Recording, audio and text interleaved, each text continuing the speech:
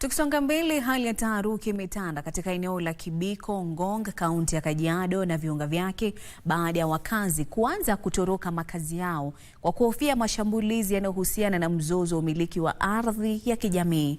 Makundi mawili hasimu yanadai umiliki wa kipande cha ardhi cha takriban ekari 2800 katika mzozo ambao umesababisha watu kadhaa kujeruhiwa na mali kuharibiwa.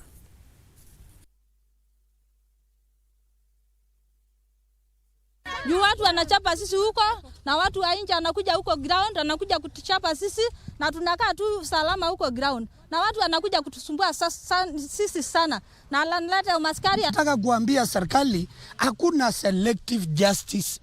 Tunataka justice, tunataka hii kasi isimame yote ili tupate wote kujua sababu ya mambo mabaya ambayo inafanyika hapa.